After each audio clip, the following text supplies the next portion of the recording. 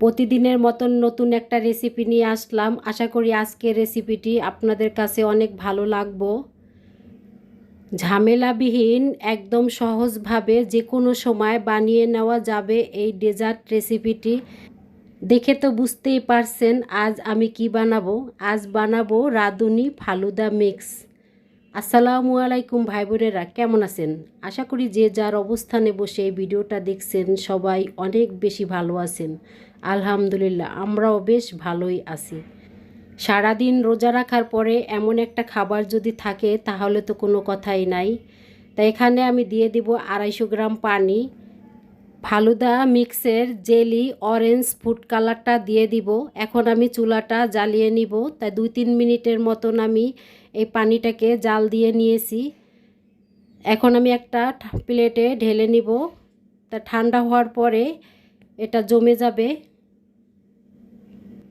একইভাবে আমি আরেকটা জেলি ফুড কালারটা বানিয়ে নিব।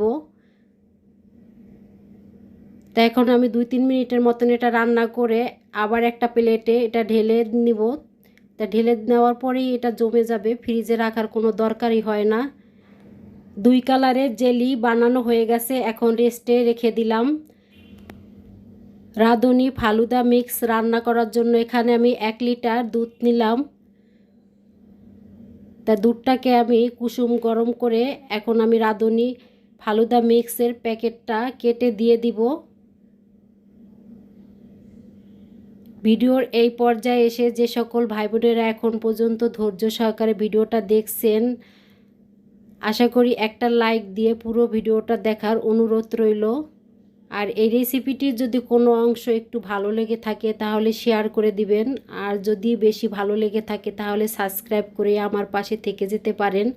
তা ফালুদা মিক্সটা রান্না করা হয়ে গেছে, এখন আমি ঢেলে নিব। তাই এই বাটিতে আমি ঢেলে এখন ফ্রিজে রেখে দিব এটা ঠান্ডা হওয়ার জন্য। তা জেলিটাকে কেটে নিচ্ছি। জেলিটাকে আমি কিউব কিউব করে কেটে নিব। সারাদিন রোজা রাখার পরে এমন একটা খাবার যদি খাওয়া যায়, সত্যি সারাদিনের রোজার ক্লান্তিটা নিমিষেই দূর হয়ে যাবে। জেলিটাকে কিউব কিউব করে কাটা হয়ে গেছে, এখন আমি প্লেটের থেকে উঠাইয়া নিচ্ছি। তাই এই সেমভাবে আমি সবুজটাও কেটে নিয়েছি। এখন আমি দিয়ে দিব ফালুদা মিক্সের উপরে। মাশাআল্লাহ, দেখতে অনেক সুন্দর লাগছে। দুটা কালার সাদার উপরে বেশ মানিয়েছে। তাই কলা দিলাম, আর দিলাম আমি এখানে বেদানা বা ডালিম, যেটাই বলুন না কেন। চামচের সাহায্যে ভালো করে মিশিয়ে নিচ্ছি। ফালুদা মিক্সটা রান্না করার পরে আমি 3-4 ঘন্টার মতন ফ্রিজে নরমালে রেখে দিয়েছিলাম। তা মাশাআল্লাহ অনেক ঠান্ডা হয়েছে। আর এখন ইফতারেরও টাইম হয়ে গেছে। 4 জনের জন্য 4 বাটি রেডি করে নিচ্ছি। তা আমি সৌন্দর্যের জন্য দুটোটা কালার একটু হালকা হালকা করে দিয়ে দিব উপর থেকে। দেখতে মাশাআল্লাহ অনেক সুন্দর লাগছে।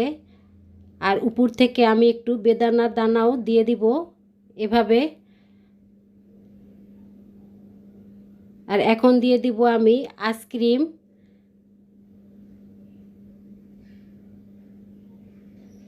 আমার এই রেসিপিটির যদি কোনো অংশ একটু ভালো লেগে থাকে তাহলে আমার চ্যানেলটি সাবস্ক্রাইব করে আমার পাশে থেকে যেতে পারেন এভাবে নিত্য নতুন রেসিপি দেখার জন্য।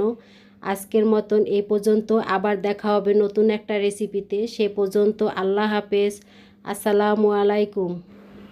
এই রমজানে একবার হলেও বানিয়ে খেয়ে দেখবেন।